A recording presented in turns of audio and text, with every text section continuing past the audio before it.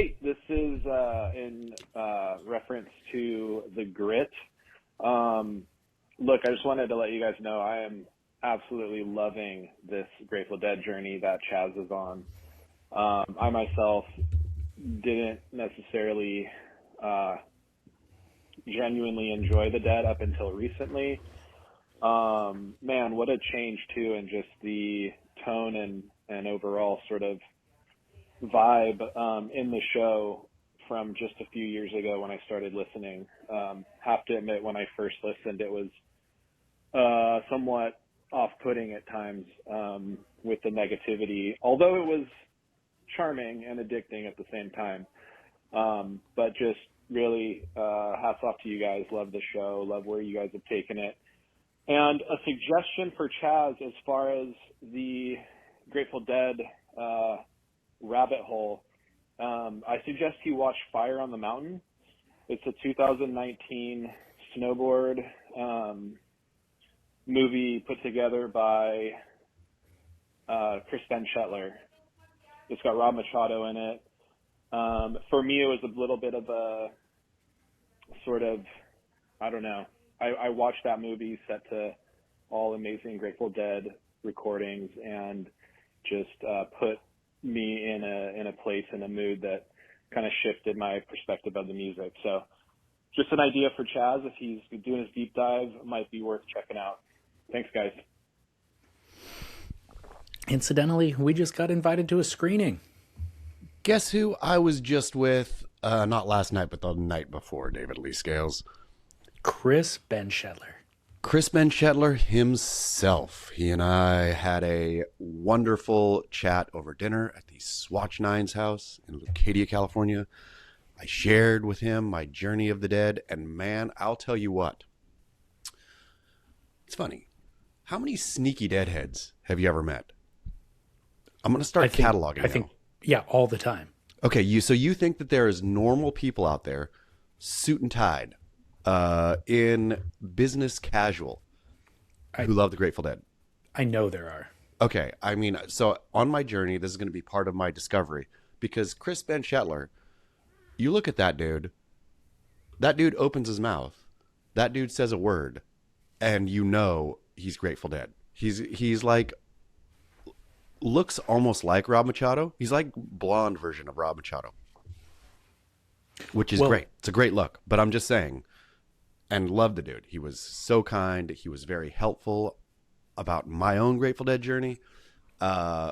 Gracious, wonderful, but also, if he didn't smell of patchouli, he was like, aura was so much patchouli that he just did, even if he wasn't wearing it. You've seen the film though, right? I have, and excited about this next one as well, but I will unfortunately not be there for the premiere. Oh, is the next one? So Rob Machado himself texted Chaz and I, or I don't know, a few days ago, inviting us to a screening. I thought it was just the old one. Is that a new one that they're making? I don't know either, to be quite frank. I don't know if they're just screening like sections of the old one, or the surf section of the old one, or if this is a new one. It's got to be a screening of the old one, right? I don't know. I think it was just, you know what it is? It's not even a snowboard film. It's the surf film. Exactly. But so they did a surf version of it, but I don't know if the surf version, I swear the surf version was released as well, right? Okay. I don't remember the surf version. I only ever saw the snowboard one. And maybe I'm just lost in a grateful haze, but I swear I've seen the surf one before. Okay, well, for the record, it is tonight at La Paloma. So anybody listening to this and wants to run down to San Diego real quick, tonight, La Paloma, 2 shows, 6 p.m. and 8:20 p.m. So thank you for the invite. Congratulations on the film, whether it's new or old, and it looks amazing. The snowboard one was amazing. Yeah, for sure. And definitely go down. I wish I was there with you all tonight. Rob Machado will be there. Chris himself will be there. Both of them are smart, intelligent, funny, worth a meet. So I got a Doppelgänger submission. I know there's surf news that we want to discuss. Of course, we should always lead with that, but this also fits with what we're talking about. So real quick, while you're digging up the Doppelgänger, yeah. Do you feel that we've grown kinder and gentler, as the dear caller suggested, over the past couple years? I feel like I understand exactly what he's talking about. Yes, I suppose so. I would like to think that I was not unkind previously. Um, so I'm going to point the finger of blame at you. But I think that I know exactly what he's talking about, where it's, I don't know, there's this like narrow lane of like being able to make fun. I think like the humor was always there, but yeah, maybe it was a little bit more mean spirited before, and we've been able to kind of eradicate the mean spiritedness. Nice. That's nice to hear. What do you think? Yeah, I mean, I suppose I'm trying to think what we would have been mean. Okay, so I guess I would think, was there actually more things to be mad and mean about in surfing writ large a couple years ago, right? We had ELO. Now the World Surf League is kind of a benevolent whatever, right? I don't have any ire toward the World Surf League. I don't have all the surf brands are dead. Back then they were dying, so we could still be angry at what they were doing in their death rattle. Now, Quicksilver, everybody's dead. Stecco, Former, whatever, Florence, all these coming up. They're all great. The other ones are dead. Goodbye. Like, there's just nothing to be angry about in surf, or less to be angry about. I think if you and I were at this phase of our life and had this much experience under our belt and then just transported back to that time, we would have a different take on those things. So we wouldn't be so angry. We would be like, yeah, so. Nilo, you're just the worst thing that ever happened to anything ever. But cool. Good. You're trying. Bring back another ELO and give us another shot. Man, I want to try it again. I would like, it was, I knew at the time it was a golden era for fun making in surf. I knew it. I knew that not only are ELOs unicorns, I don't know that an ELO has existed in another professional sport ever. His backstory, I mean, I don't care but I do care. I miss it so bad. Him coming from Oprah, his dumb ideas, his dumb face, the way he did dumb shakas, the way he was like addicted to selfie mode Instagram, I mean, all of it, a work of performance art. It was almost like the Tiger King. Yeah. I mean, equivalent in that way, like exactly. The absurdity. Yeah. And I knew that we needed to enjoy it at the time, and I was enjoying it at the time, but doesn't mean I can't miss it now. Bring it back. Yeah. Bring back our next ELO. Yeah. So Doppelgänger, I'm just going to show you the image and then I'll read the email to you. But the image, I think we got to lead with the image. Can you see the screen? So for YouTubers, you're getting the laugh too, but I'm going to read it here. Hi, DLS and Chaz. I'm a huge deadhead and have been mourning the loss of our brother Bob Weir. I am also a surfboard nerd and am very excited about the newest Stab in the Dark with Kelly, although the latest episode was underwhelming. As I was watching the Stab in the Dark the other day, I made a doppelganger connection through my equal sadness and excitement. Maybe it's the mustache, maybe it's the black and white aesthetic, maybe it's a fellow deadhead is subconsciously morphing into Bobby's look. I showed my girlfriend, she agrees. Britt Merrick looks just like old Bob Star with his graying Yosemite Sam mustache. I've included some comparison pics in this email. What do you guys think? Keep Luke. This is absolutely epic, Luke. Thank you so very much for this. And I think we've probably discussed this before. When you get your celebrity doppelganger, right? It's not always good. And let's say, I don't know, there's a real 50-50. Like, for example, I've shared the story before, walking the dog in the old LA neighborhood, and some neighbor for weeks, you look just like someone. You look just like someone. And I kept going, yeah, she's thinking Brad Pitt. She's thinking whatever, like this went for weeks. And then it was when it finally came around. Yeah, I got it. It's Steve Buscemi. You look exactly like Steve Buscemi. And I was like, okay, well, there we go. And I feel honored by that as well. What a great actor Steve Buscemi is. But here we have say your acting's amazing like Steve Buscemi. My face, I have like buggy weird eyes and stuff. But back to Britt. I think both Bob and Britt come up. This is like a win for both of them in this celebrity doppelganger. That's a great point. Yeah, this isn't an insulting one in any way, shape, or form. No, both of them. Like, if I was Bob Weir and somebody said you look like Britt Merrick, I'd be like, do you really mean it? And if I was Britt Merrick and somebody said you look like Bob Weir, I'd say you're just pulling my leg here. Yeah. Life goal achieved. Yes. So I texted it to Britt with a message that, hey, you can't sneak anything past our listeners. And he goes, oh my gosh, I've arrived. And I said, so you're saying it was unintentional? So it's, if so, you just morphed into your obsession like dog owners do with their pet. And he said, 100% unintentional, never even occurred to me now until I saw this. So it was unintentional, but I think it is the obsession thing. It's like he's a hardcore fan, and this proves it. You hit the nail on the head with the dog and dog owner. I mean, not that the Grateful Dead is the dog, or that I guess that Britt Merrick is the dog. But how can you not, right? Like, we do accidentally. Have you ever been struck with, either now or in the past or at any point in your life, where you really got into something and then you accidentally started either looking like it or dressing the part more than you should have?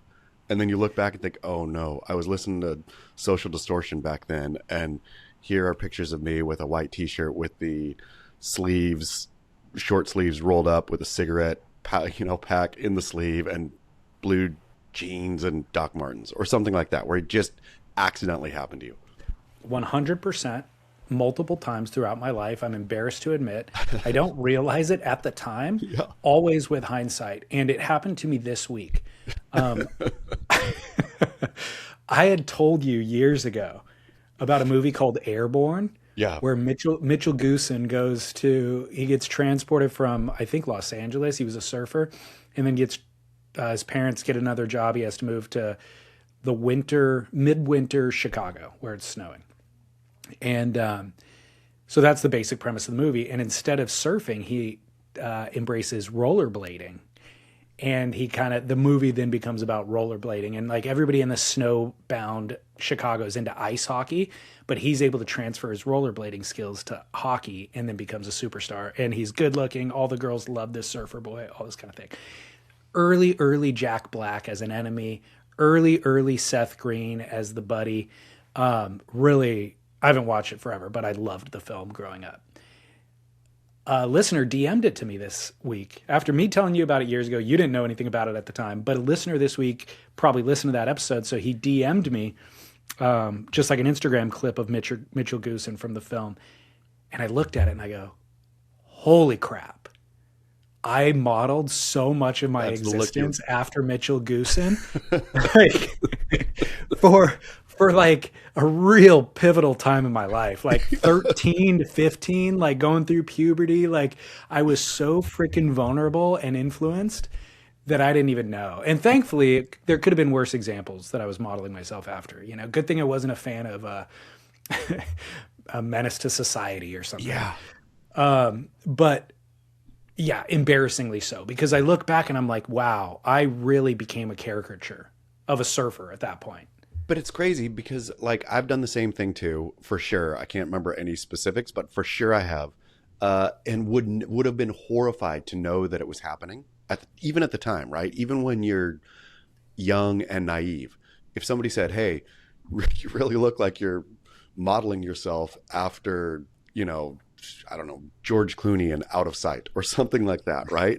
I would be like, oh no, you're right. And I would have never, ever, ever have meant to do that. Well, unfortunately, I think it continues to happen throughout your life, as proof was just given of Britt Merrick. It's just, you're never aware of it till later. So I think that listeners could probably point to conversations about masculinity come up all the time, or you more than I give style advice in Barrel or Gnaw or something. Listeners could probably track exactly who were our reference points at any given year. And then in 10 years, we'll look back and go, sure enough, we're modeling ourselves after Leonardo DiCaprio or whatever. Completely. Do you think now that Britt has been made aware? So the revelation, right? The curtain pulled back. Now that Britt know that he's modeling himself off Bob Weir, do you think he takes a hard right turn? Or do you think he embraces it more? Like, is he going to be like, you know what? Yeah, look at me. I kind of do look like Bob Weir. This is cool. start dressing more Bob Weary, or does he think, ooh, I gotta peel out, I gotta reclaim? I think you peel sideways, peel out, kind of into like self-awareness prevents you from doubling down, but there's something else already that's simmering below the surface that he's unaware of. Like some other guitarist of a band that he loves, that he's quietly been idolizing. And I think those things will start to kind of bubble up and influence his hair choice, his beard choice, and his clothing. And we'll start to see that shortly. That's true. And I suppose at the end of the day, what we all are, and what even the best dressed, the most iconic, the most individual and unique amongst us, is really an amalgamation of things they've seen, people they've experienced, ideas stuck together with originality in there too, right?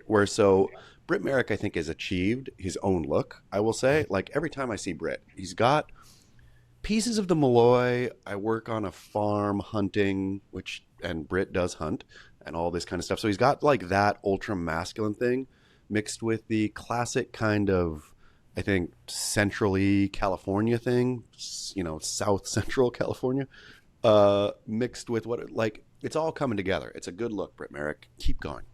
Little Bob Weir. It's going to be great. When they first advertised this iteration of Stab in the Dark, I was talking to Scott Bass and I go, look, I haven't watched it yet. I don't know who's who, what's what, other than if it was a fashion show, Britt Merrick would win. Hands down. If it was a model casting, yes, exactly. Britt Merrick would have won. Exactly. Now, I don't want to put you on the spot. However, what is the film that you've seen most in the last month? Oh, but I mean, by far and away, Afternoons of Solitude. Your hat that you're wearing right now is a facsimile almost of a Matador, of the bullfighter hat. The color cashmere sweater that you're wearing right now mirrors the color of the bullfighter outfit. You are slowly starting to show signs. Man, and I just greeted somebody on the street like this. Are you carrying a sword and a cape? Man, how good is the fashion in that movie? You're exactly right. I mean, I am trying to just squeeze myself into Rocare's, or is it Ray Roca? No, Rocare. Rocare's little pantaloons. Unintentionally. You're going to start wearing tighter pants and a cup. What I read a review somewhere for that said, film was amazing, loved it. However, they need drag queens to teach these guys how to tuck. Oh man, yeah, it's true. But here's the thing, and not to be crass or rude, but in ballet it's the same thing, right? There's something about where it just is what it is. It's not sexualized or sensualized. It's not, I don't think, at least. It just is. You're wearing tights, or you're wearing crazy skin tight Matador pants, and so why tuck, right? It just is what it is. Is what it is. All right, well, let's get into a little bit of surf news. Thank you for that listener submission, by the way. John John Florence taking another year off tour. This is kind of the biggest news of the week. There's two big stories, actually, and I'll say them both now. Jbay is off tour. It's being replaced by a left near Raglan in New Zealand, so we will discuss that. But let's start with John John Florence announces that he's going to continue his life on a sailboat for 2026 and not come back to compete on tour this year. So let's go negative, David Lee Scales. We haven't had a big dash of negativity in a while, and so I'm going to please you, dear listener, with some anger. I really can't even get it up for this, except to say that it's really damning about what the World Surf League has come, and I feel John, and not damning about what it's become. I don't want to be rude about it, right? We were so rude for so long. We were so... this is all they have to do if they just would listen to our advice and put it in the best way. All of this, and then they basically do it. I'm like, yeah, you're boring. No, you're boring. Snooze fest. Which I feel John John Florence is feeling the same thing, right? If John John Florence, in the prime of his competitive years, right, and for anything, these years drip off. Like, you have only a window.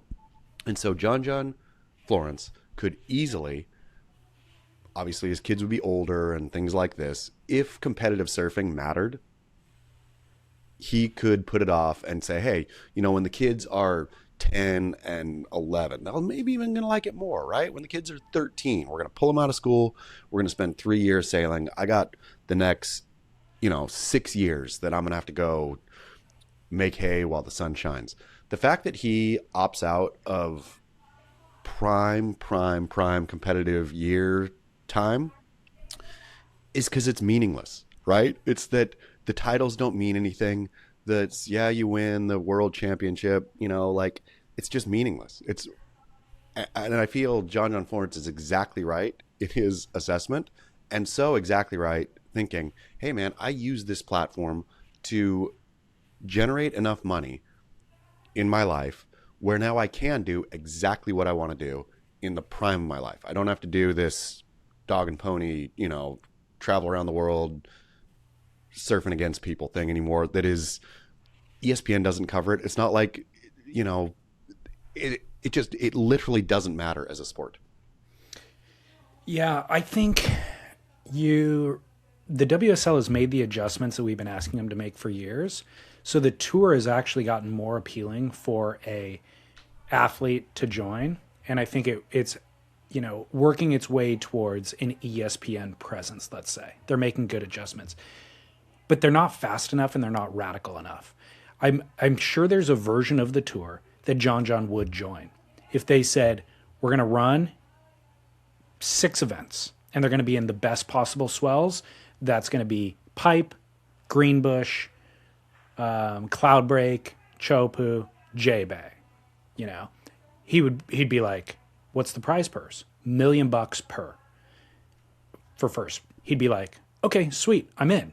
There's a version of it.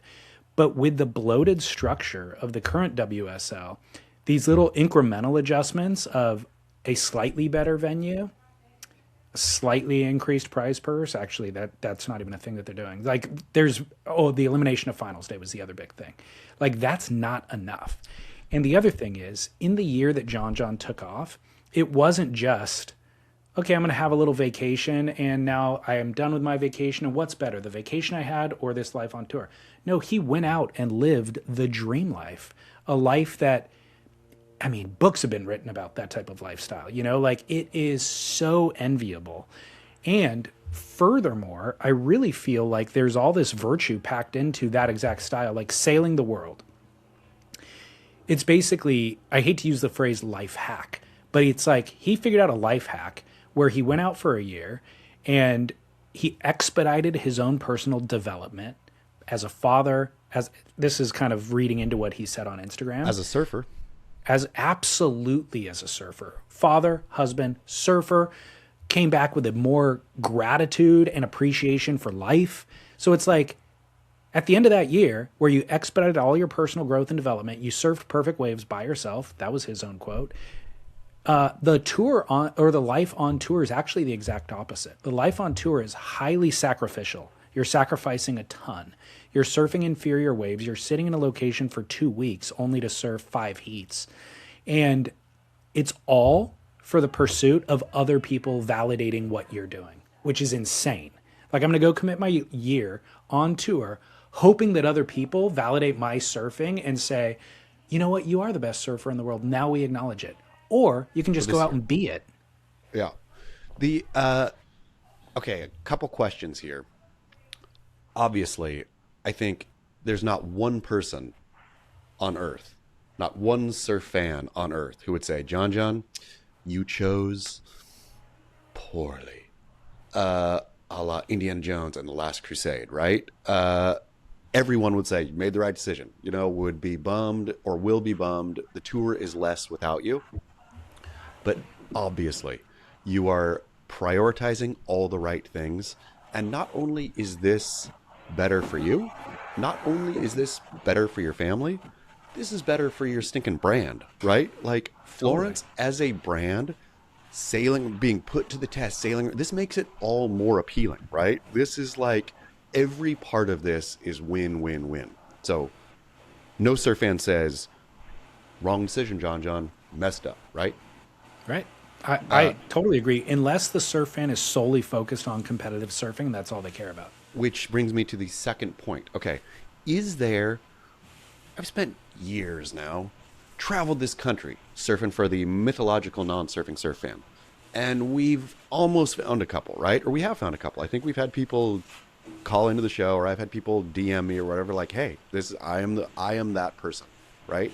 So found that. Now I'm curious about the surf fan who is so into surfing, competitive professional surfing, that watching dog heats between, whoever and whoever at the bottom of the draw, they're like, I'm into this. I'm into the nuance of this. I'm into all of it, right? I'm into it like back to bullfighting. I'm into it like a Spaniard is just sitting and watching both inferior bulls and inferior matadors, but just getting it, right? Like that one move, that one pass, that one swing, into every bit of it. Is there a surf fan like that? I'm going to play a call that I think will help us analyze that exact question. For the grid, I'm getting caught up on the extra fine, the Patreon stuff. And caller mentioned maybe in January he didn't know who the current world champ is.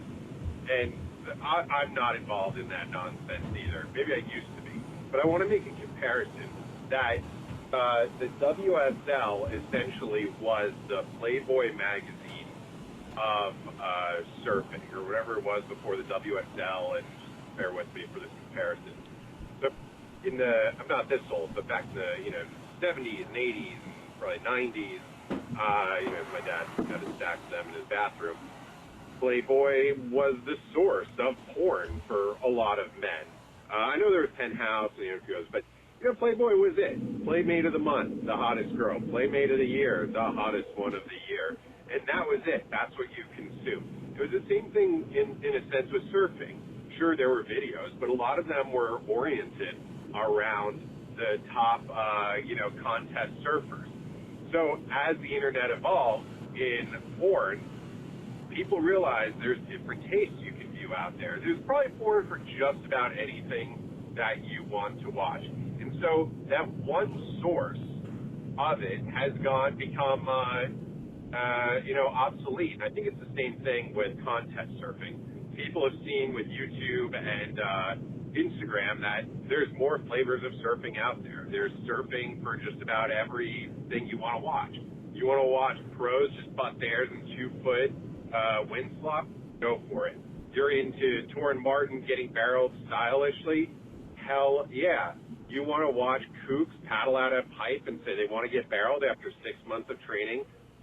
Fuck you, but it's out there for you. I judge you, and you're a terrible person for watching that, and everything about you should be terrible in life. But it's out there. So I think the WSL was the Playboy of surfing. Not in a wonderful way, just a single source of truth. So I think the answer to your question is no, there aren't people who want to watch people grovel in jerseys. I think it is specifically people want to watch good surfing. Okay. And it used to be that the World Tour was the place to watch good surfing. I agree with you. And I suppose the criteria, right? Like the World Surf League has never, or professional surfing, it just doesn't lend itself. It could have maybe. I don't know. No, it couldn't have. Lend itself to the kind of art that bullfighting, ballet, opera, for that matter, like all of these things where there is a history and a criteria for what makes this good, right? Professional competitive surfing doesn't have that. Surfing has that. Like we can look at Jerry Lopez, and we can look at Torren Martin, we can look at Dane Reynolds, we can look at these greats, at these artists, these masters throughout the years, right? And enjoy, man, look at how Dane changed the top turn, right? Or the tack or whatever. We could look at all this stuff. But in terms of the bottom of the professional surfing tour, it's just all crap, right? Yeah, no, I think surfing has it in spades, actually, like almost more than any of those other athletic endeavors, because you're incorporating Mother Nature's beauty into it and, you know, the unexpected of it.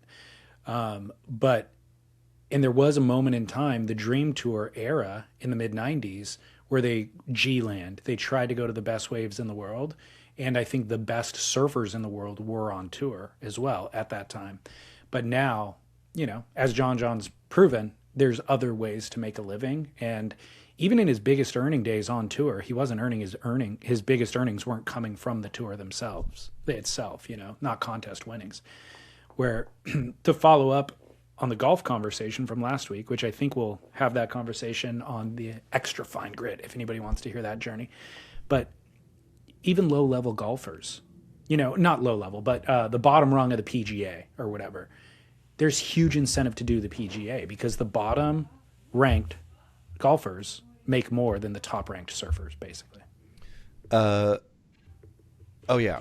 Does this devalue in your mind, or do you think in truth is the World Surf League, if whoever wins this year, you know, it'll be great. It'll be a great year, all of that. But John, when the best surfer is opting out, when the best surfer is not on tour, is there automatically an asterisk next to the winner's name? And not a Felipe Toledo size asterisk, but just a little one like, yeah, this guy won in a year where the best opted out. Well, then I'll ask you, is there an asterisk next to Yago Dora's name? I mean, that's what I'm kind of like, not that there's an asterisk next to his name, but I think it is recognized by everybody that the best surfers were not on tour the year he won, right? There was no Gabriel Medina, or the best surfers. And I have no doubt that I suppose Yago can erase that asterisk if he goes and just starts dominating, right? If he goes on a dominating run where he wins like 4 in a row, then it'd be like clearly Yago, you know, matured late maybe as a surfer, but now he's a complete package who would be able to go toe to toe with best in the world. So just my personal opinion is there's no asterisk next to Yago's name. I think there is next to Felipe's name, and that asterisk has to do with surfing big waves and the contest format of the years that he was able to win at lowers, basically. Yago had a very hotly contested competitors going up against him, and he still beat them. So I don't, in history, I don't think it'll be recognized that Gabe and John happen to be off tour that year. I think he did enough on his own to really like cement his world title status. But I also don't think he would necessarily win if John and Gabriel were on tour. Do you think that John taking another year off does anything to Gabriel Medina? Is he down there in Brazil thinking, oh, dang it, maybe I should too? Yes, I do. I think that it could be a situation of all you really need is one kind of card to fall and the others recognize. I think there's a lot more incentive for somebody like Gabe to be on tour if John's on tour. But I think that's why we saw a mass exodus previously, where, you know, Steph left, Carissa left, Kelly was obviously just basically didn't qualify, John left, Felipe took a year off. It was like, oh yeah, they can do it. Why can't I do it too? You know? Yeah. So I think really the onus right now is on the WSL to really revamp in the way that I already stated, because these little revamps got attention and got some of them to commit to come back, but it's all they need to do is spend another year slogging it out to realize, you know what, actually that year off was actually more beneficial for me in my growth and my surfing. So the WSL, it's the other thing that they really need to consider is they've never made money. They're not making money now. They're not going to make money with these incremental changes that they made. They need a radical change to see a radical difference. I mean, just at the end of the day, and again, kicked this dead horse once, let's kick it 1,000 more times, is that nobody wants to watch bad surfing, I guess, except for the people who want to see the person paddle out a pipeline who has only trained 6 weeks. Man, did you get that new one of that new influencer doing it? It was so bad. Doing it where? At Pipe? At Pipe. It was again at Pipe. It was somebody sent it, no. I think, to both of us. It was some kid, like and he's like, this 2-camera. I got my big wave leash here. I tried it out at Waimea, or it's awful. It is so awful. And somebody said these need to be exposed, and I'm like, I'm not touching these guys. I don't want anyone to ever see this. I don't want to draw attention. Yeah, exactly. It is so bad. It is so cringeworthily terrible. But all to say, besides those people who like to watch that, people don't like to watch bad surfing, and there's still too much bad surfing in the World Surf League. And they don't. Yeah. Well, there's too many bad waves in the World Surf League. That's too many bad waves, and too many surfers who literally aren't going to make it. Right? They're just not. They're bottom feeding chum that other people just have to get through. But they're not good. They're not fun to watch. They're not going to go anywhere. To that point, a real easy exercise to do is pull up the rankings. Who's going to be on tour in 2026? Yeah. 32 surfers on the male side. Go down the list and say, will this person win a world title? And you can very clearly say no to 25, 26 of them out of the 32. Just a straight out no. Not a single person on the planet other than that surfer's mom would say yes. Yeah. And then doing a secondary test and say, will this person win an event this year? And 20 of them, 23 of them, you'll say no, they won't win an event this year. Full stop. No question about it. So then the question is, what the hell are we doing? Yeah. What the hell are we doing? If 23 to 25 of the 32 surfers are zero threat to win an event or a title, then they're, to your point, they're just tomato cans. Yeah. They're just chum for the other guys. The problem is they add to the wait times and the length of time it takes to run a contest. So now what we have is the top 7 potential title winners and the top 10 potential contest winners have to surf, or they have to go to a location for 2 weeks, and we have to have 2 different swells align in order to run this contest. And they're going to have to surf marginal surf. So now we have an event at Pipe that's going to run in crappy surf for half the event, basically, because there's too many surfers here. Even at the best waves in the world, we're going to run in crappy surf because there's too many surfers here. So if you just had the right number of surfers, you could run in one swell, show up at the world-class waves, surf world-class surf with world-class surfers. The slam, it's going to come at some point, I feel, if the whole thing doesn't implode. Like the slam series where it's 6 of the best waves on Earth, more or less strike mission when it's a swell with, out of 12 or however many you can get through of the best surfers on Earth. And people would like that. Yeah. Quick thing I'll read. We're going long today, and there's a lot more topics to go through. So I'll try to read this quickly and briefly, but somebody sent me the John John post about him retiring and said Kook or Curren, but more like surf bum or surf legend. Only surf bums and surf legends don't have real jobs, and they just travel around the world with their family surfing. Everybody else is in between, juggling paying bills by a job that keeps them out of the water and away from their family more than they wish. John inspires some of us normies to go to beach bum route and destroying our lives, just like Kelly Slater wrote a potato chip and destroyed people's surfing, trying to be like him on those boards. Is trying to be a surf legend ruining our lives? Solid Kook and Curren this one, I feel, in terms of, except it's not Kook and Curren in this case, right? It's Surf Bum and Surf Pro kind of thing. Yeah. But yeah, I don't. But it is dangerous. It is dangerous to try to follow that path. My goodness! But if you're going to commit, I mean, you should know that it's not easy, right? Like you should know. But I think, have we talked about them on the show? Met buddies, I think at the Florida Surf Film Festival. I can't even remember now. But who are sailing around the world, right?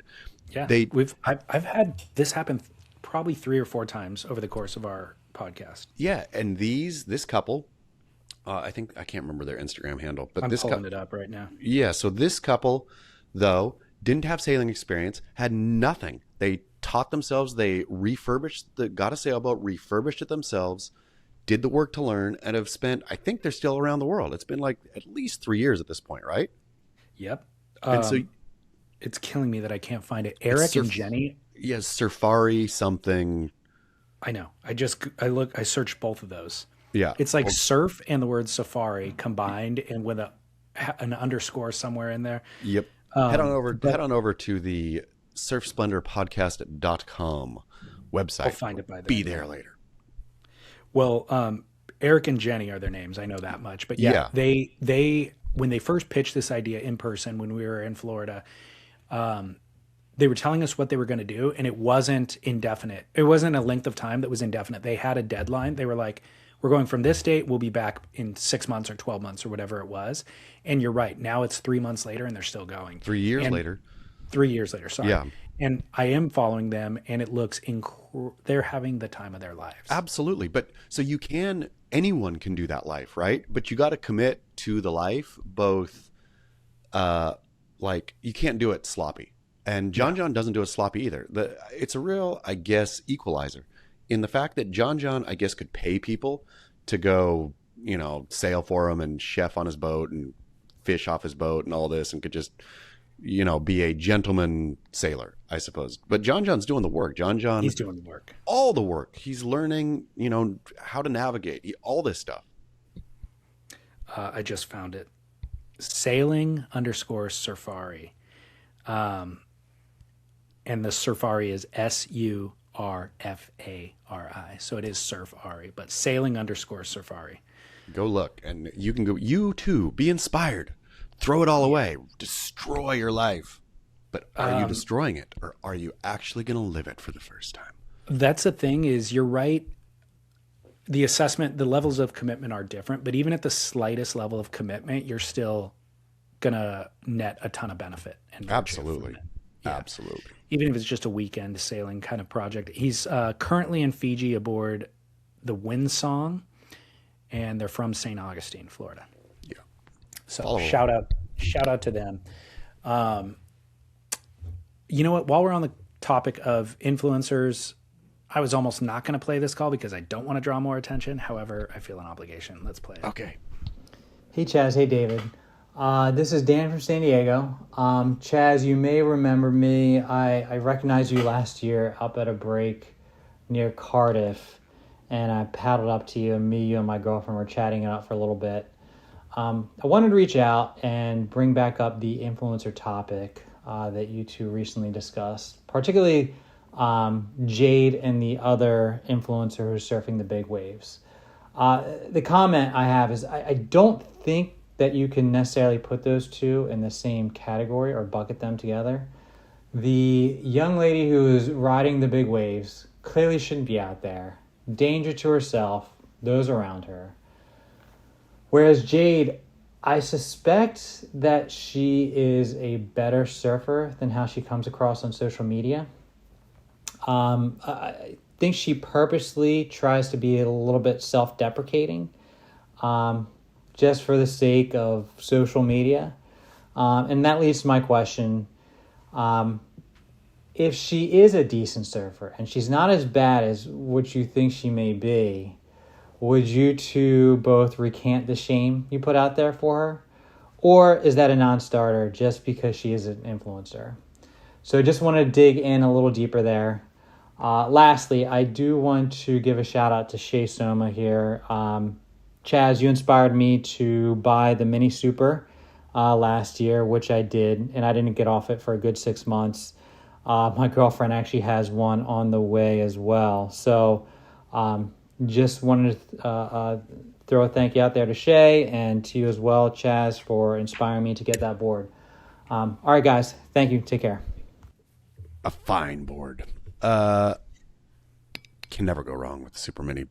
Let's get into the question here, David Lee Scales. If she is cosplaying as a surf kook for entertainment, is that okay? Is the essence of the question, right? I suppose that is the essence of the question. I don't think that she is, and I don't think that she's a better surfer than what we've witnessed on social media. Although I don't follow her, so I've only had to. Some news story pops up, I go and I look it up and I watch her surf in one clip. That's my only exposure to her. So maybe Dan does follow her and he's seen her surfing better than what I've seen. But does that matter? Yes, it does matter to me. If she actually surfs good, then it's less offensive. Well, if I just play a kook on Instagram. Let me see if this. I have my thought. I'm not sure that this thought answers the question, but let me share this thought. And basically, the way that it presents to me is some people are really good at marketing, but they don't have a product or their content sucks, right? And then there's other people who have quality product, quality content, don't market it, kind of a thing. I feel like hers is all marketing. When I watch it, it's like, it's snappy, it's great editing, it captures my attention. Suddenly I'm 60 seconds in, I don't even know why I clicked play in the first place, but I'm hooked. And after it goes away, the 90 seconds is over, after it goes away, I'm like, that was terrible. Like, how did it trick me to watch it? You know what I mean? Like, Yeah. Like that's, her surfing is awful. And she's kind of annoying to me. How did I get duped into this? And so I think it is just, there's a certain certainly an algorithm on Instagram, but also like a certain playbook and equation that you can do your edits by that will just get you engagement no matter what.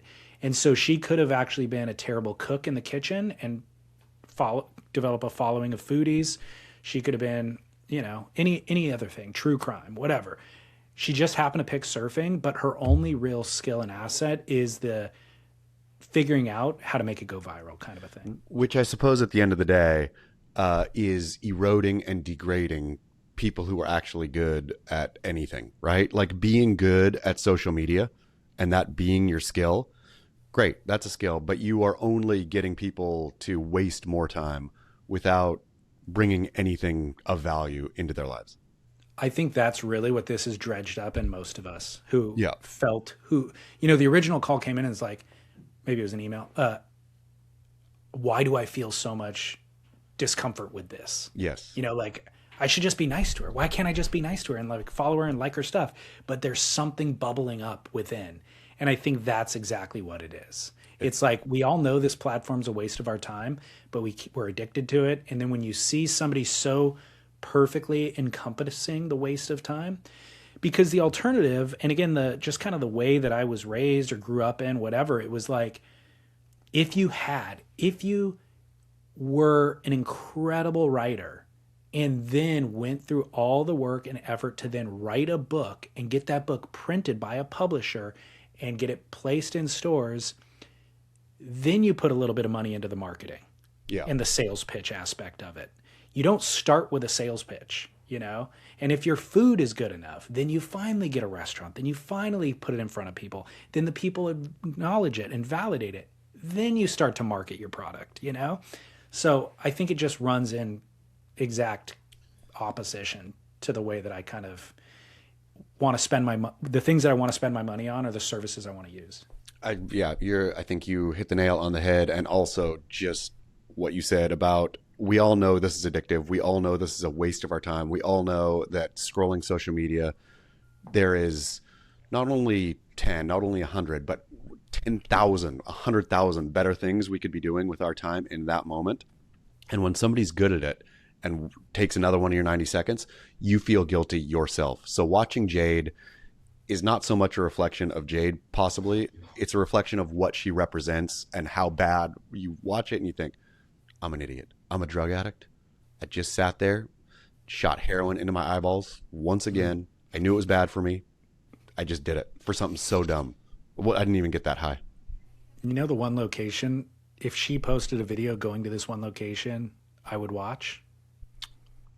G-Land.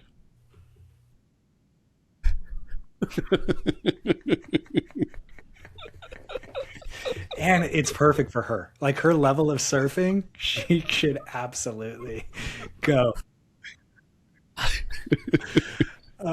So the initial conversation that came in about her was about somebody kicking her out of, she was at a wave pool and the guy working there tried to kick her out. And then after that, she got barreled and she's like proud and proved him wrong. Well, she posted a video about it. So after we talked about it, which I think she had like teased in her stories and that's how the conversation came up. In the last week, she actually edited the video of that session and then posted it with her narration of trying to be kicked out of the pool. The barrel that she gets in the end, it is a far I mean, it's awfully generous to call it a barrel. Like, it is freaking wildly. It's a pocket ride. She's hunched over like freaking Mickey Munoz Quasimodo stance, and the style is so bad. Like, the style alone, I would already be like, even if I got this barrel at back door, I couldn't post it because the style is so bad. Yeah. Hers is on a waist high wave, hunched over like Quasimodo, terrible stance, not deep, barely a pocket ride, and she's claiming it was a barrel. So then you're kind of like, okay, can't even trust your own assessment of what's going on. I mean, just the degradation. And again, the one, I think both you and I were saying, but maybe it was just me, exposed this guy. He was, the classic TikTok looking kid with like that poofy hair and all that. And like the real excited. I mean, don't even need to get into it. It's just exactly what everybody influencer does. The degradation of something you love, something that you've built your life kind of chasing by these people, besides just it being on it. I mean, it's just like digs everywhere. It's the fact that it's on Instagram and you're wasting your time watching it. It's the fact that they exist. It's the fact that the culture, the subculture, that this surfing, you think it was a bulwark. You'd think that there was the grumpy locals and there was going to be protections around it to keep it safe. Nope. Any kook can get in and just rot it from the inside super quick. No problem. This is exactly how I felt when Guy Fieri got a cooking show.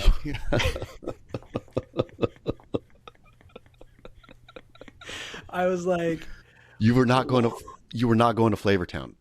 No, don't want to go to Flavortown. Never wanted to go. Didn't know it was a thing. I'm embarrassed that it's a thing. The fact that he's kept that look for 20 plus years is remarkable. Did you see, I think it was for the Super Bowl ad or something, his like transformation back to normal guy with just like, he is unrecognizable without his spiky blonde and bleached goatee. Yeah, I just saw like a screenshot of it.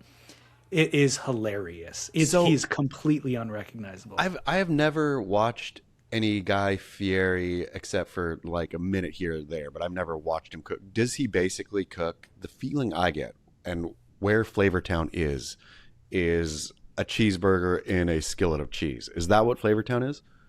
I've also never watched his stuff, but yes, that is what it is. It's like, it's the most gross mashup of as many different highly intense bar food fried ingredients as you can. Okay, so it's like chicken fingers in a skillet of cheese. Anything in a skillet of cheese. Yeah, add the chicken fingers to a Baconator dipped in a fondue pot. Yeah. Okay. But the one thing I did like about him is he got his start at a restaurant called Parker's Lighthouse in Long Beach. And I'm like, oh, I know Parker's Lighthouse. I used to go there for special occasions. Good job. So good job, guy. Apparently you're from the same area. Okay, moving on. Raglan versus Jbay. WSL taking Jbay off tour due to financial constraints. It's an expensive event to run, and apparently, rumor leaked from Stab Magazine is that the couple of tourism board and government body that were contributing money to previous events actually never paid their bill from 2025. So they're left hanging from that. And so they're not going to go back and get burned twice, basically, by the same people, same supplier, so to speak. So WSL's pulling up stakes at Jbay, but they've replaced it with a left on tour in New Zealand. So there's that. Do you care? Yeah, I do. I love Jbay. I love when the event's there, so I'm going to miss Jbay. And also the WSL has long needed a left on tour, especially a long left on tour. So I think this is long overdue, and I'm interested to see how it mixes things up. Couple more questions for you here. Do you think the Raglan community is hyped that the World Surf League is coming to town? A. B. Do you think that the World Surf League will be smart enough to employ one Luke Cederman to be color during the Raglan contest? Do you think they would trust him in the booth? And I suppose, C, do you think Luke Cederman would take the position knowing you're really, screwing your community?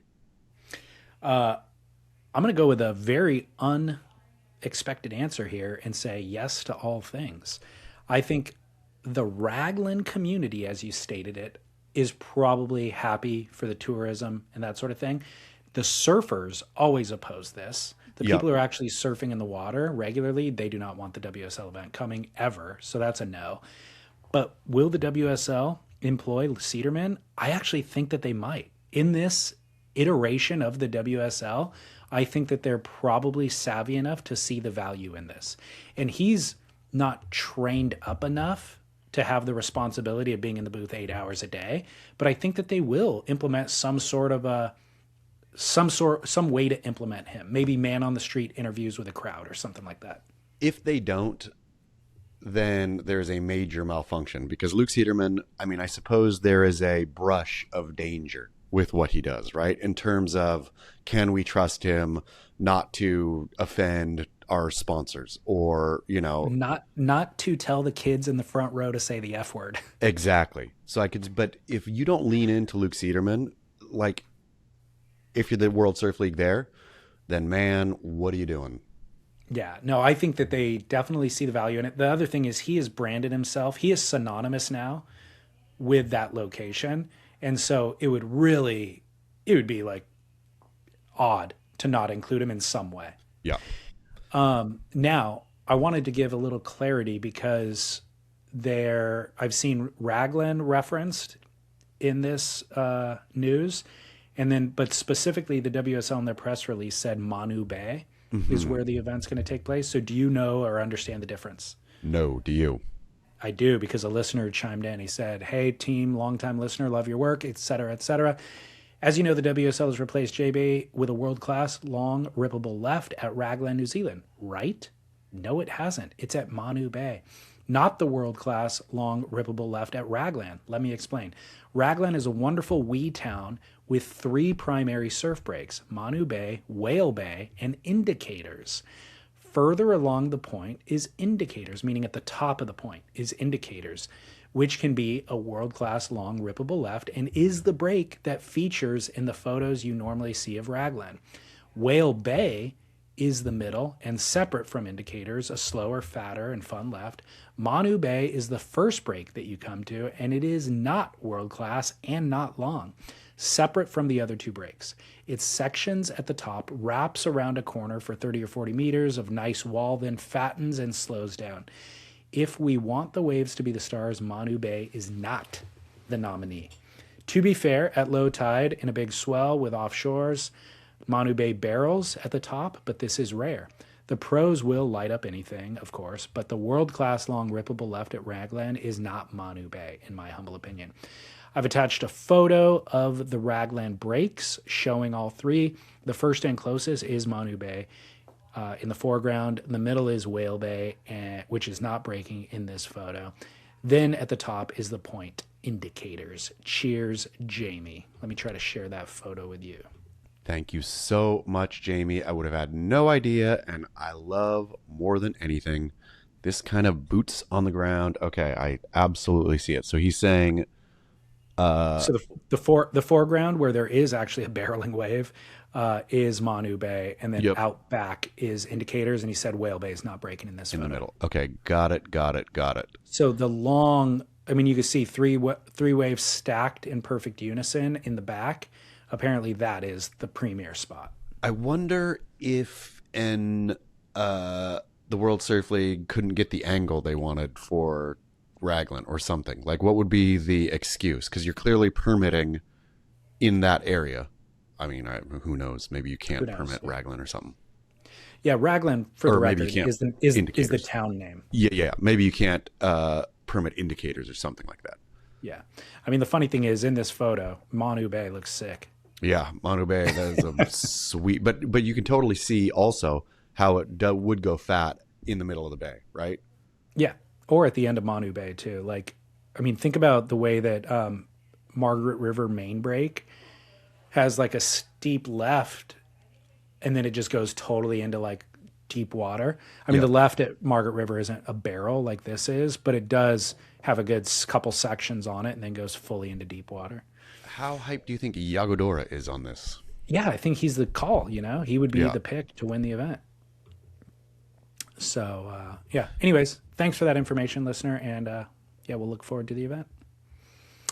Man, I got to cut out some stories from this show and save them for next week because we are running thin on time. A lot of WSL talk. Who saw that coming?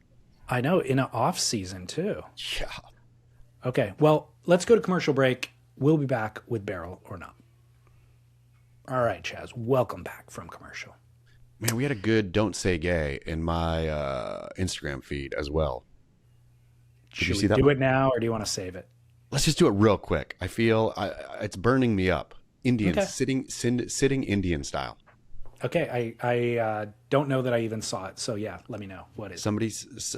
I was in the grass, or I think it was Bruce from Austin gave me the advice to go get grounded. So I'm trying to listen to the advice. I'm on the path. I'm becoming a Grateful Dead fan, as referenced at the start of the show. I was told by Bruce in Austin to listen to the first minute of a particular song, China Cat Sunflower Seeds or something. Listen to the first minute of that song on a grassy knoll, grounded, feet in grass, barefoot, sitting. I don't know if he said Indian style. I think he said Indian style in his instructions. So I printed his instructions, and somebody in the comments very astutely wondered, sitting Indian style, barrel or not. I'm sorry. Don't say gay. Yeah, great question. Okay, when I'm gonna start asking you. I've pondered this off and on since it was asked. When you think sitting Indian style, is the first thought into your mind a yogi in India sitting cross-legged, or a Native American chief sitting cross-legged around the fire? Which is your first? So that's such a great question. The first was always Native American, Indigenous Mine too. American. Yeah. But now that I think about it, it's what makes way more sense to go Yogi. Asian. Yeah. Yeah. So always my first impression too would have been Indigenous American, right? Sitting around their campfire, all of them sitting cross-legged. Did Native Americans sit cross-legged first? No. I suppose. No. Did they not? Do we know for a fact? I don't know anything for a fact. If anything, I could see them in a sitting on their like Haunches? no, yeah, is that what you call it? Like where your knees are parallel and then you're just like sitting on your heels, basically. Yeah. I think sitting you on see- your haunches. Yeah, okay. Is that what that's called? I think so. That's what I would see Native Americans doing, and I would see Asian Indians sitting Asian. cross-legged. Southeast Asian Indians sitting cross-legged. Okay, so is it, if what's in your mind is a Native American sitting cross-legged, should that get canceled? If what you have in your mind is a yogi in New Delhi sitting cross-legged, is that okay? Yes, that is the differentiation for me, because I have developed a hypersensitivity to the plight of the Indigenous American over the course of my life. Yes. I'm just going to side with them on everything. Yes. Because the more I learn, the more they just got effed Yeah. by settlers, right? Absolutely. And so I'm like, you know what? Give them the reparations. That casino, let it bilk people from their money. Like, Yep. you guys go for it. And Yeah.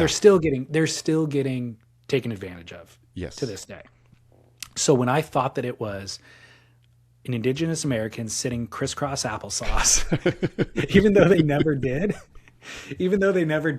I was offended for them. I was like, I'm not going to say Indian style anymore because that's rude. But if it turns out that it's a yogi sitting Indian style, because I do think of Gandhi sitting Sure. Indian style, totally okay. That's Barrel. cool. Yeah. Yeah. Okay. Great. That's cool Okay. that we branded it that way. Even I like the branding. Okay. Okay. We're gonna come back then with the conclusive where it came from next week. We're going to and weigh in, listener, in between now and then, if we're going to cancel Indian style or promote Indian style. This also highlights the stupidity and narcissism of Americans, Yep. in that we heard a phrase, we may have even invented the phrase, but we invented it wrongly. Yep. Because we had no awareness that India is a country. So we labeled indigenous people Indians. That's dumb. And then called it sitting Indian style wrongly. But it's a narcissistic because it's on our homeland. So like it is all about us in the end. But we just kind of misunderstood every step along the way, and it caught wildfire. Yep. So good, but so much better than crisscross applesauce. Crisscross applesauce is a tough for an adult man to say. It really is. Dude, I got to share this with you. This was not in my notes, but I was just aghast. Do you follow Dead Kooks? I used to. I need to get back to following them. Okay. They got disappeared with my account. Yeah, so Dead Kooks is a surfboard brand out of Australia. Eden Saul is the shaper. He posted this on Instagram last night, and he said, it's a screenshot of an email that he got. He said, this is a lovely note from a client's attorney. Okay? So a client's attorney. Some people are the best, some people are the worst. The note says, you will not survive if you do business this way. This isn't ripping a small business. I know your margins are small, but be upfront about your fees and live with whether people choose to buy your product with all of the information. So be upfront about your fees so that the consumer can choose whether or not they want to buy your product. My client is a stand-up and honest person. I'm telling him not to pay you because this is improper and unfair. If you want to blame someone, blame me. You didn't disclose this fee. Additionally, you added a random tariff charge on delivery. Just disclose the fees up front and you won't have a problem. This isn't greed. Honestly, I take offense to that comment. It's about treating customers fairly and giving everyone all the information. No one should look at this charge and say it's a fair add-on. Do you want to guess what this person is complaining about on their surfboard cost? No. I want to guess. I'm going to say with the amount of ire and frustration, I'm going to say this is in Australia. This is an American client purchasing a surfboard. There was an add-on fee that they don't want to pay. They disputed and they had their attorney send this letter to Dead Kooks. I'm going to say it's $300. But what do you think the fee is in relation to? Shipping. Tariff. Yeah. It's a tariff. Which actually did happen. I mean, was a real thing. Yes, exactly. Yes. So Eden posts an additional note and he says, a note to our American customers, you pay the tariffs. That is how tariffs work. Sorry. And he said, additionally, we will be offering American-made boards very soon as a solution for all of you.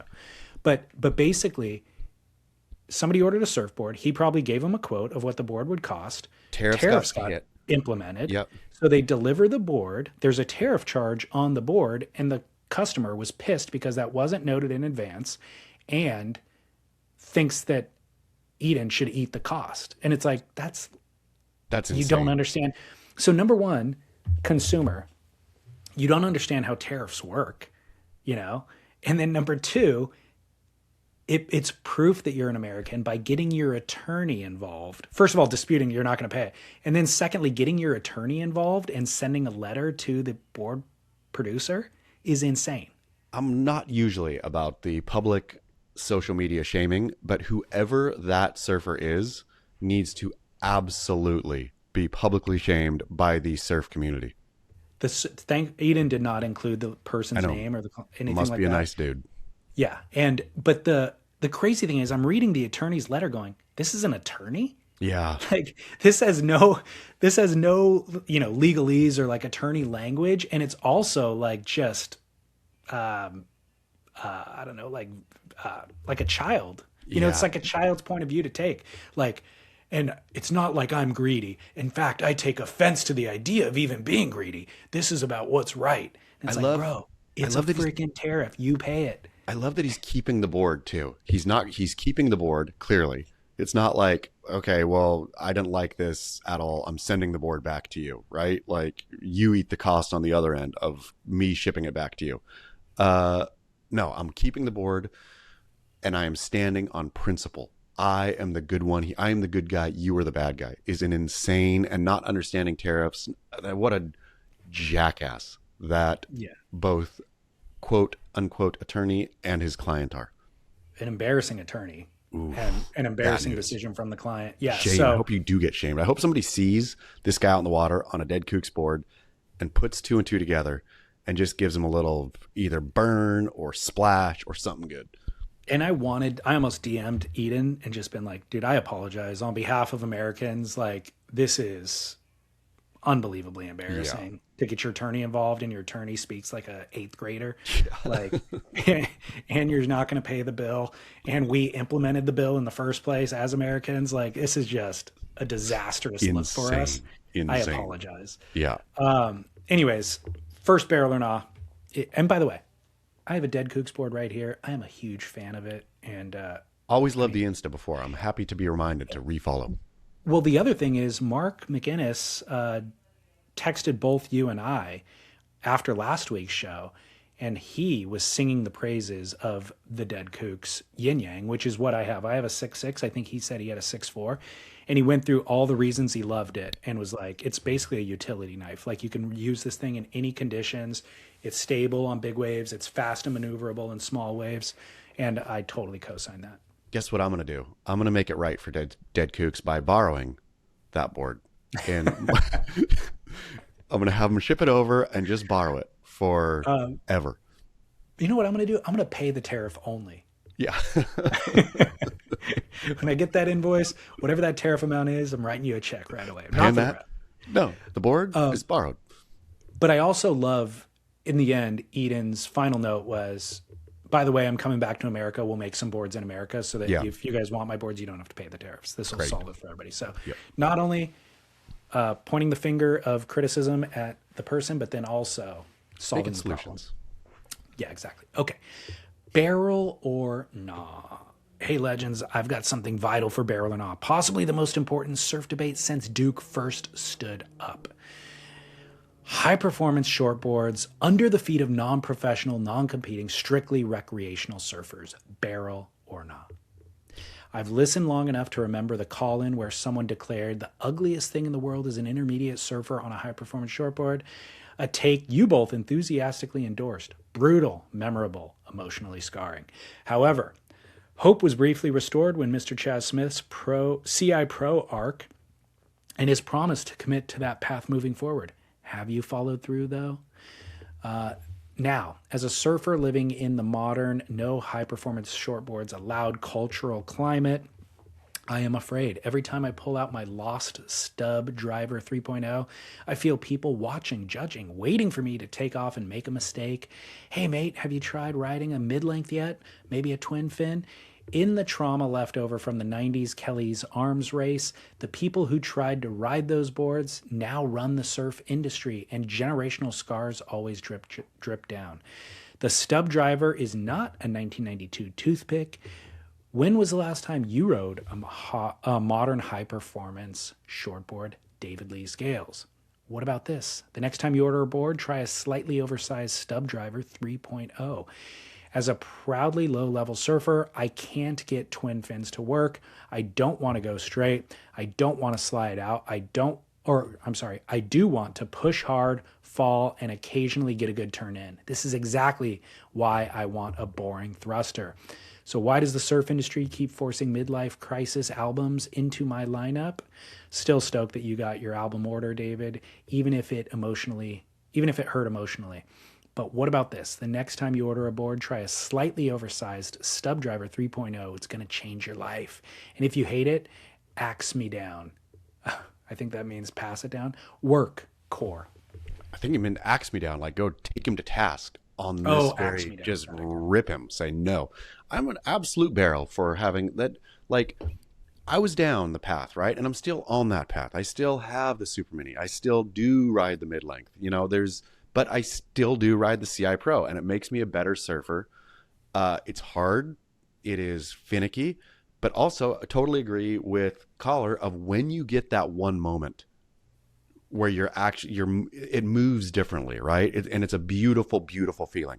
And yes, it can be unsightly from the beach, and that's what I would argue say it's a full barrel to be an intermediate surfer on a high performance classic thruster shortboard. It's a no barrel if you are acting like you're doing big turns and stuff, right? If you're waving your arms around, if you're being all crazy. Like on one of those boards, I think you have to be extra aware of, don't make it look like I'm shredding. Don't make it look like I'm shredding, because I'm really not shredding. I'm just trying. I've got an analogy.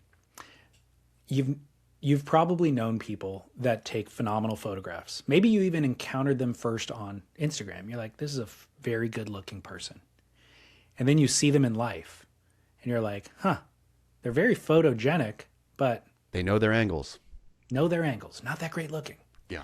That's the high performance shortboard. You can get it up into a vertical position. If you get the photo in that moment, you're like, oh, guy's ripping, 12 o'clock, you know?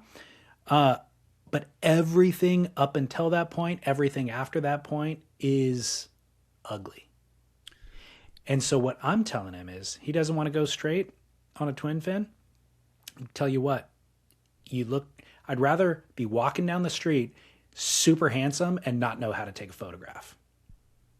That's a good point, David Lee Scales. Except for I feel that there still is something to not trying to surf a high performance.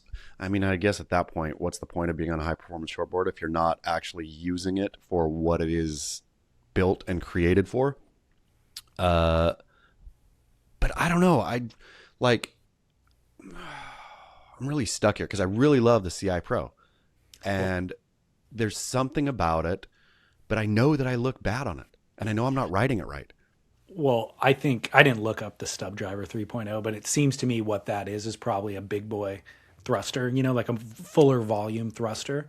So I think that becomes the solution. Yeah, that's what it is. It's a modern take on what high performance is in a way that actually elicits a higher performance from the surfer. Yeah. That's what it is. Yeah. Which is why I got these two surfboards laid out behind me, because I did want to be able to answer this question with visuals. So he said, when was the last time you rode a high performance shortboard? That Channel Islands right there. Move your camera. Move my camera. Or wait, this one in the back.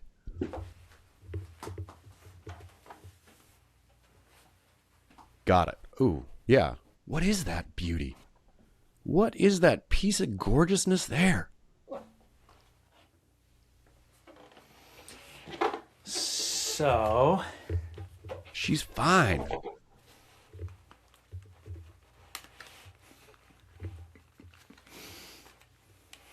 That's a fine looking surfboard. I know I need more hands. This is the Two Happy that they introduced a couple of years ago. I think like the Happy was like the full on pointy thruster. This is like a little bit beefed up maybe. Two Happy. I love this thing.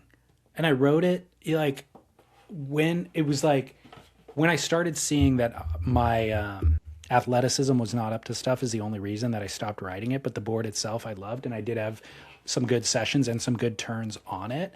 And I've kept it handy because I know like, okay, if I drop 10 pounds and like really get my act together like this, I'm excited to ride this again. But what I just recently bought and ordered and that they referenced was the Album Free Wing, which is the more user-friendly.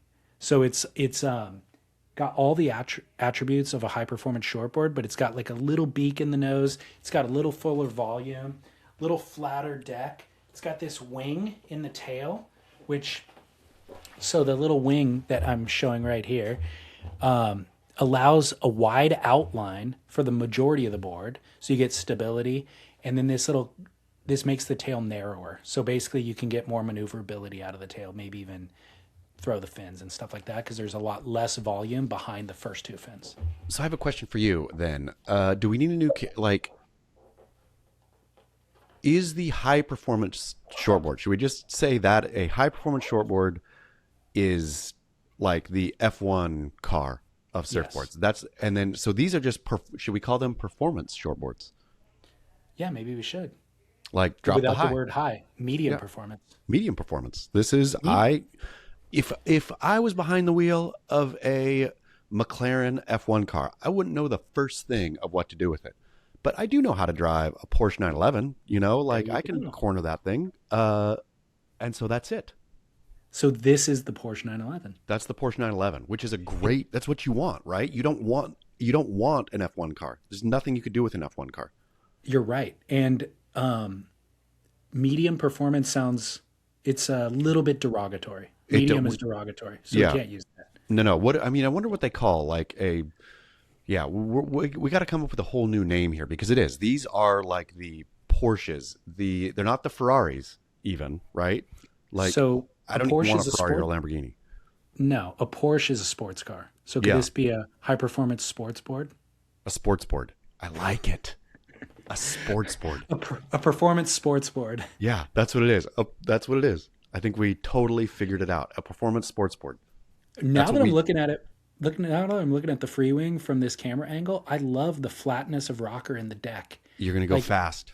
It's not that much rocker. No. You look at the bottom contours and there's a little bit more continuous kind of tail to nose curve to it, but it is much, much flatter than the board that I was just holding. Going to go real fast, David Lee Scales. I know. I love this thing, man. Yeah. So, good graphic on there too. Classic cool. album. Always looking pretty. I told him, I'm like, just do whatever you want. I don't care if it's white. You just leave it white if you want. Just don't go full black because I don't want an all black surfboard. And just did a splash of black. Love it. In a cool configuration. By the way, how much do you care or not care if your name is written by the shaper on the stringer? I will say I don't expect it, but if I get it, it makes me so happy. It's an extra sense of pride for me. Like the Channel Islands I just showed you is actually shaped by Britt himself. And so to see Britt's name on there with my name next to it, I'm like, hey, buddy, we're bonded for life now. And the same thing, Matt Parker with my name next to it. I'm like, yeah. It's so good. I love that too so much. Yeah, a little added pride. All right, well, I don't know if we answered that question or not, but we did come to something interesting. The sports board. Sports board. I mean, we solved a major conundrum. Exactly. Okay, barrel or not number 2. Taking a big stack of napkins at a mid to low tier quality restaurant. I used to do this all the time. I would grab 2 to 3 times as many napkins as I needed, then would wind up stuffing them in pockets, car doors, or wherever so I could use them later. I used to feel like I was getting free supplies, but now I look at it as I'm accumulating trash. Simple or similar barrel or nah, taking too many salsas at a taco stand. Work. Epic. Good one. I'm going to go no barrel. My car, too, is full of unused napkins. And not because I'm trying to, I might need this later. It's purely because my dumb, clumsy hands are so fat that I'll just get too many and then I don't know what to do with them. So I just take them with me and then stuff them in the car or wherever or bring them home and all that. We need to streamline everything, right? And so I'm going to blame napkin dispensers for that problem. There's a way to make that where I don't have to grab 15, right? There's a way to do it. I'm sure the napkin people are like, yeah, you grab 15, then the restaurant mid-tier chain has to buy more and more napkins. This is win-win for us. We're not going to fix that thing. But same with the salsa and all this stuff. How many times do you grab an extra salsa and actually use it? Never. Yeah. So you're just accumulating, like streamline, cut it down, cut everything down to minimalize. Oh man, I read on this note, just an idea of minimalization. Read the other day about, it was a burger in some rando place. It was a place that wouldn't have a food scene or anything. It was like some rando Midwestern place, right? Missouri, or I don't know where it was. But it was they were claiming this is the best cheeseburger. It was called the Spite Burger. Because this guy went in somewhere and they couldn't cook him. He was a chef, pizza chef guy, but his favorite things are pizza and burgers. They couldn't cook him a medium rare burger because their patties were frozen. So he went back to his pizza place, has a pizza oven, and figured out, you would get all into the details of how he does it. It's a cast iron skillet in the 750 degree brick pizza oven, right? He has it all, like where it's, you know, 2 minutes each side for bloody, bloody, blah, whatever. But all to say, the only thing on his burger is salt on the meat and cheese on the burger. No ketchup, no onions, no anything else. It is bun, cheese, burger. And he's like, anything else is a distraction. And so back to conversation about napkins and everything, we just need to look to cut anything unnecessary from your life right now. We talk about plastic straws. We talk about single-use plastics. Nobody is talking about the waste of napkins. And I guarantee you it's got to be a confounding number. Like 60% of napkins that are pulled from fast food joints get thrown away. Has to be over 60, I'd say. I'd say even 70.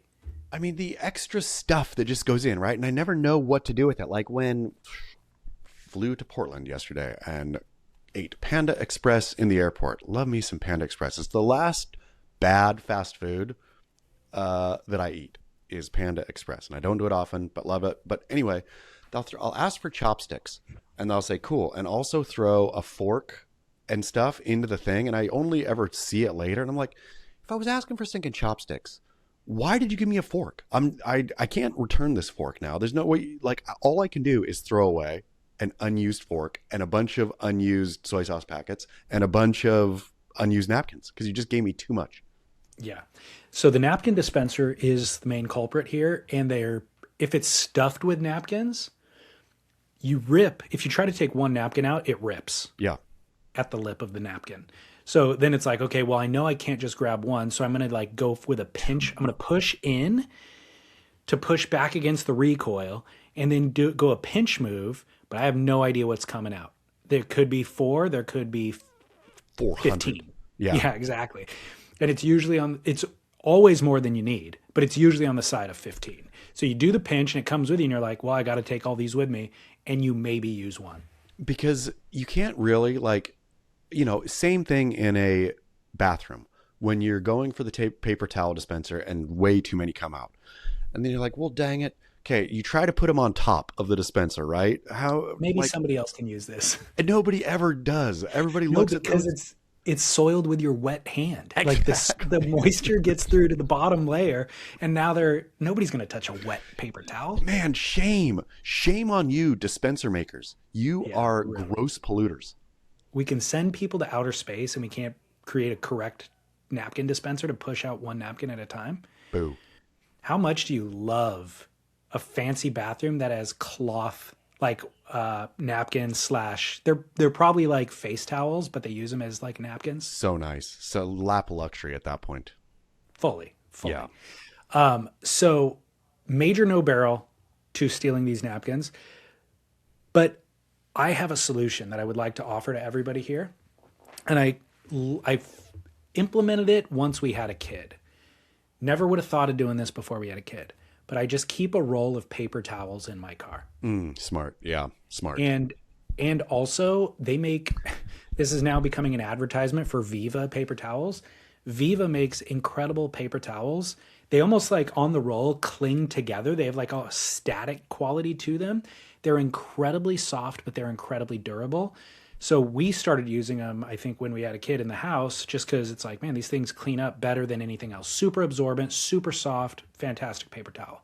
And then I was like, I'm going to throw a roll in the car because the kid might vomit. He vomits periodically. He spills stuff periodically.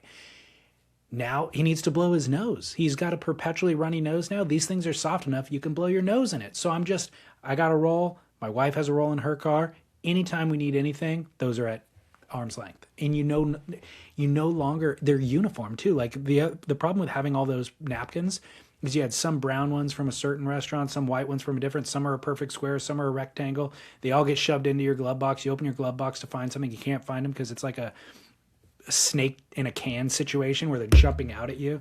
So paper towels solve it all. I bet Merrick has paper towels in his car. I bet he cleans his hunting knife after he's butchered a deer with paper towels. How are you going to clean that beard after you eat the deer meat? Yeah, Britt. Paper towel. Yep. Solves all the problems. Barrel. All right, barrel it is. Oh, we got one more. Final barrel or not. Fishing. you guys were talking about golf last week. Fishing is another Venn diagram crossover where I have tons of surf buddies who also go fishing, are super passionate about it, and I couldn't care less. Sure, if you live somewhere rural and it's a food source, but my San Diego buddies are much closer to Whole Foods than they are the nearest dock. Seems like with both golf and fishing, they're just looking for a way to get half a day away from the wife and kids. So maybe that's even a better barrel or not. Yeah. I mean, so here we go on the fishing. I think especially for like the San Diego based fisher person who likes to go out on those boat charters. You know, he doesn't have his own boat. He goes on the boat charter. You're out there. It's just like, I'm not going to say it's no barrel. It's just fully not for me.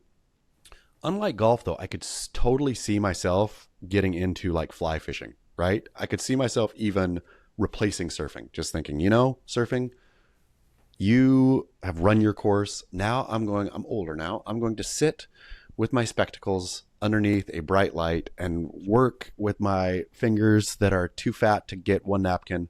But now I'm going to somehow sew a micro little fly. And now I'm going to go out and stand and river runs through it in Montana. All of that aesthetically is so much better than anything golf has ever done. I think you're right. It comes down to the amount of activity involved in the fishing. Yeah. Because, first of all, it's a barrel. The fish that you come home with is always a barrel. It's better than Whole Foods, of course. Yeah. So if you can bring fish home, great. The problem is with fishing, you don't always bring fish home. But the fishing that I was exposed to, my dad was not a fisherman, but we would recreationally once in a while go out on the lake, rent a boat, go out on the lake, and you sit there, the most boring thing in the world. It's placid, the boat's not moving, and you're not liable to catch anything, or even standing on shore doing it. But once you add the activity of fly fishing, you're often in the river itself. You're constantly in motion. You had to design. Yeah, often, like you said, you design the fly yourself. So it's this entire thing. The environment's beautiful. And even sport fishing, the boat's moving. You know, you're not at this stagnant position. So for me, fishing, I did not really grow up doing it. Didn't have a lot of exposure, but I know my buddies who do it are doing this super active version of fishing to where I see it's almost like an athletic endeavor at that point.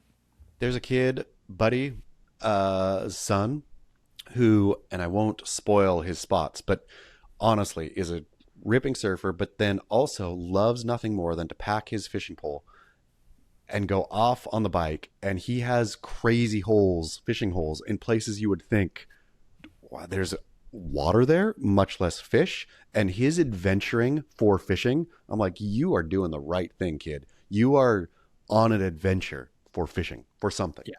Yeah, that's what it is. So barrel on that. Barrel. All right, Chaz, let's get out of here. Let's go over to Patreon. Listeners, you want more of this nonsense? Come on over to Patreon. Search Extra Fine Grit. We'll be there right now. It'll be the finest thing ever. Keep working.